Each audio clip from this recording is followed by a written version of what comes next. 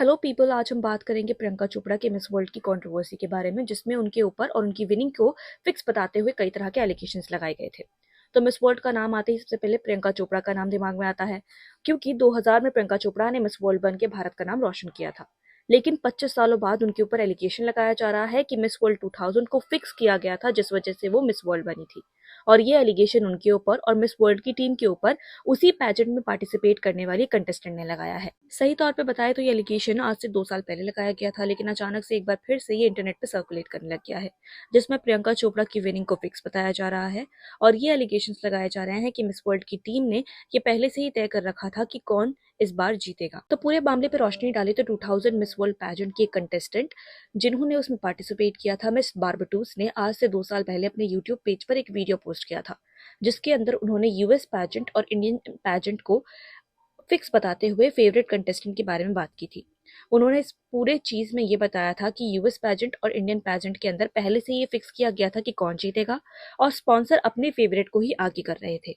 अगर उनकी पूरी वीडियो को देखा जाए तो इसमें साफ तौर पे दिखता है कि वो प्रियंका चोपड़ा के बारे में कई सारी बातें रिवील करते नजर आ रही हैं। उन्होंने बताया कि वो स्पॉन्सर्स की फेवरेट थी, क्योंकि स्पॉन्सर एक इंडियन ब्रांड था और वो चाहता था कि वो मिस वर्ल्ड जीते, क्योंकि 1999 पे भी मिस वर्ल्ड इंडिया से ही थी और उस समय भी जीटीवी ही स्पॉन्सर था, और 2000 में प्रियंका चोपड़ा मिस वर्ल्ड बनी और उस समय भी जीटीवी स्पॉन्सर था। उन्होंने कई सारी चीजें और रिवील करी इसमें प्रियंका चोपड़ा के बारे में, कि उनका बिहेवियर कैसा था और उनके साथ किस तरीके से पार्शियलिटी की जाती थी। उन्होंने कई सारी बातें बताते हुए कहा कि प्रियंका चोपड़ा का ब्रेकफास्ट उनके रूम में दिया जाता था, और फोटो शूट के बाद न्यूज़पेपर में उनकी फोटो सबसे ज्यादा बड़ी लगाई जाती थी और बाकी कंटेस्टेंट्स को निग्लेक्ट किया जाता था, और उनके लिए अलग से एक मीडिया राउंड भी रखा जाता था, जो बहुत ज्यादा गलत बात है, क्योंकि बाकी कंटेस्टेंट्स के साथ वैसा बिहेवियर नहीं होता था। उनको सभी और रूल्स रेगुलेशंस को फॉलो करना होता था, लेकिन प्रियंका चोपड़ा के साथ ये बिल्कुल डिफरेंट था। Me, I went through that. So I was Miss Barbados and I went to Miss World, and the year I went, Miss India won. Mind you, Miss India had won the previous year. The sponsor was also ZTV. Indian cable station sponsored the entire Miss World. Our sashes had ZTV and then our country on it. This is very familiar to me for the actual contestants at the time. My only problem with Priyanka was that getting to know her in the pageant, she's unlikable. And she's Meghan Markle's best friend, so go figure. Oh, I'm short. Everyone's an Amazon. Wow. Neither was Priyanka. Priyanka was not tall either. When you come to these Priyanka Chopra didn't even go to rehearsals. How about that? And she didn't have to go to meals. Like the morning meal, she didn't have to go to. It was brought to her in her bed by herself that nobody else went to. And somebody might see her while we're like bored and like just sitting there in the hotel and say, do you know that she was on a press call? And nobody else in the Asian region, nobody else at all was ever called in these press calls. During the contest, before she won, she had these pictures of her walking on the beach. Meanwhile, we're all grouped in this huge sand pit, you know?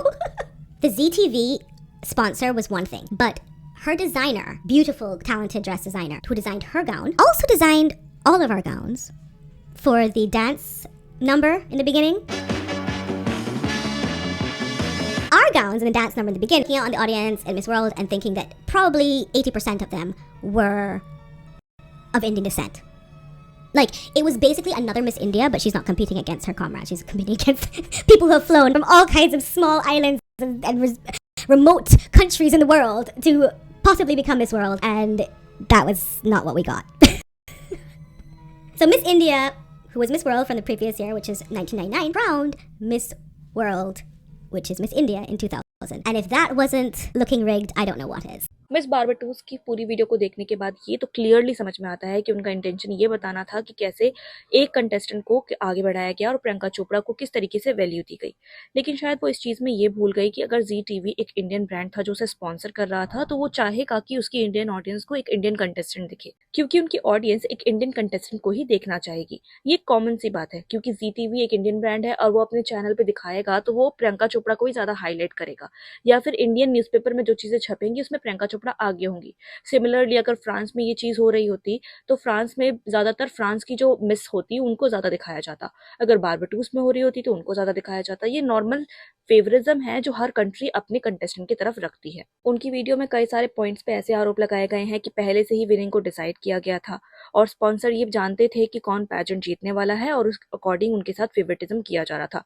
उन्होंने ये भी कहा कि प्रियंका के कपड़े बाकियों से अच्छे थे और बाकी लोगों को ऐसे नॉर्मल कपड़े दे दिए गए थे, और उन्होंने प्रियंका चोपड़ा के बिहेवियर के बारे में बोला कि वो बिल्कुल भी स्वीट या काइंड नहीं थी जिस तरीके से उनको पोर्ट्रे किया गया था। तो ऐसे में प्रियंका चोपड़ा के मिस वर्ल्ड बनने के बाद जब उनसे इंटरव्यू में पूछा गया था कि क्या आपको फेवरेटिज्म दिखाया गया था, तो उसका बहुत अच्छा जवाब प्रियंका चोपड़ा ने दिया था। You think that contestants from India sort of have some kind of advantage? I mean, We do, because we always seem to stand out, first of all, because of the way we dress and our heritage that we carry along with us wherever we go.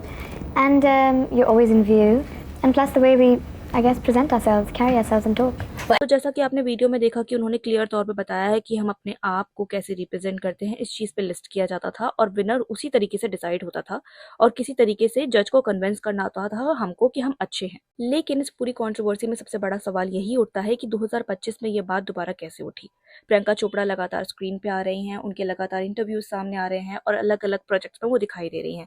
तो ये हो सकता है कि उनकी image खराब करने के लिए या फिर उनके बारे में खराब चीज़ें आगे दिखाने के लिए ये 2 साल पुराना इंटरव्यू बाहर निकाला गया है या वीडियो से चंक्स निकाल के जो इंटरनेट पे वायरल किए जा रहे हैं ताकि प्रियंका चोपड़ा की इमेज पे सवाल उठ सके। ऐसे में आज तक ये क्लियरिटी भी नहीं मिल पाई है कि उस कंटेस्टेंट द्वारा बोली गई बातें सच भी थी कि नहीं, क्योंकि उन्होंने ये चीज़ पोर्ट्रे की थी सामने जो उनका एक्सपीरियंस था।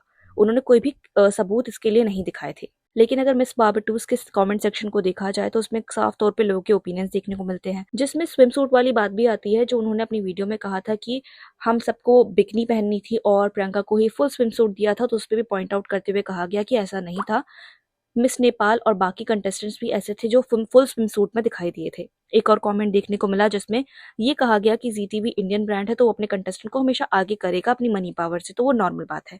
इसके अलावा भी कई सारे कमेंट्स ऐसे देखने को मिले जिसमें बोला जा रहा था कि मिस बार्बाटोस को आगे बढ़ जाना चाहिए क्योंकि ये बहुत पुरानी बात है और अब जेलसी फैक्टर दिखाने का कोई फायदा नहीं है। कई लोग प्रियंका चोपड़ा के लिए भी ये बोलते हुए नजर आ रहे थे कि वो काफी कॉन्फिडेंट थी और उन्होंने लास्ट क्वेश्चन को काफी अच्छे से रिप्रेजेंट किया था जिस वजह से वो जीती।